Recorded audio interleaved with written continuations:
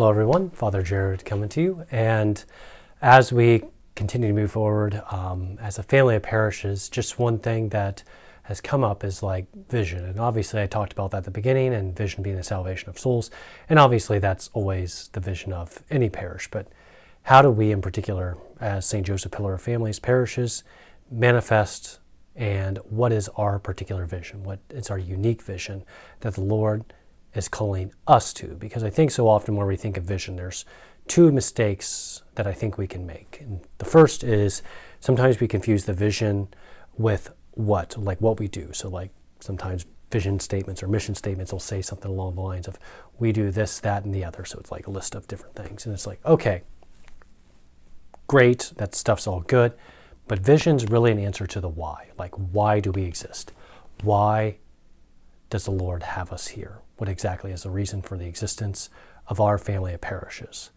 And I think as we reflect on that, I've already started asking those questions to some people. I'm going to bring it up to staff here in a few weeks. And then also, to Pastoral Council, I'm going to invite all of you also just to put forward thoughts on that too. So just on that, as we move forward, just what exactly why do we exist?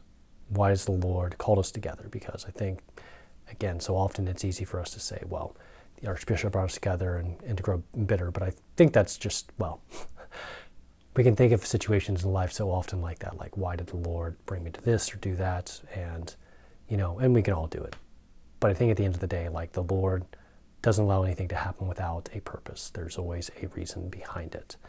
And so it is here. Why are we together? And I think figuring out that why is going to help us in moving forward. Why do we exist? And, and obviously, people may say, well, to provide the sacraments, but again, that's, every parish does that. So it's kind of what is our particular manifestation of that? And vision, I think, in some ways, somebody called it once, the iceberg, we get a little glimpse, what exactly is the Lord? Get a little glimpse, and other people see it, oh, that's it. And then more and more gets revealed over time. But I think in kernel of truth, what is the vision for our family of parishes? The vision is the reason why do we exist. And based on why the why, then we can say what are the values that help us to make sure we're focused always on that, and that everything we do is oriented towards that particular vision. And so that's a really, again, esoteric. And if you're wondering what does that look like? How do we manifest that? And I think you can look at something like Chick-fil-A actually has a pretty clear vision, which is not really to provide, even though they do, you would think that their vision is that they make chicken sandwiches and want to make good chicken sandwiches.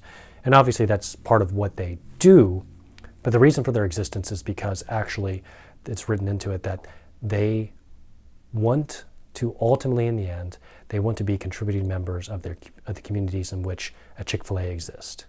So there's a very, very serious vetting process for becoming an owner of a Chick-fil-A franchise. One has to show that they are an invested member of their community before one can actually take ownership of a franchise, along with manifesting all their other values, which is centered ultimately on Christ. And so we can see there, and then you see, I forget exactly what their values are. I used to know those, don't know those anymore. But then they have a set of values that they run every single decision through those lenses. And so as we continue to move forward, Beacons of Light, the question becomes what is the reason for, why do we exist? And then what are the values that help us to bring that existence, the reason for our existence, to ever greater manifestation? And so that's, so that's just something to reflect on, to chew on, and it's something I've been thinking about and praying on as well. And and look forward to hearing thoughts on that as well. So with all that, I hope that you all have a blessed week. I'm about to depart for St. Louis for a few days to visit with my family there, to take some time away, as it'll be good to visit them. I haven't seen them in a while, and I think that's all I got. So hope you all have a great week, and know you're in my prayers and that you are dearly loved and cared for. God bless you.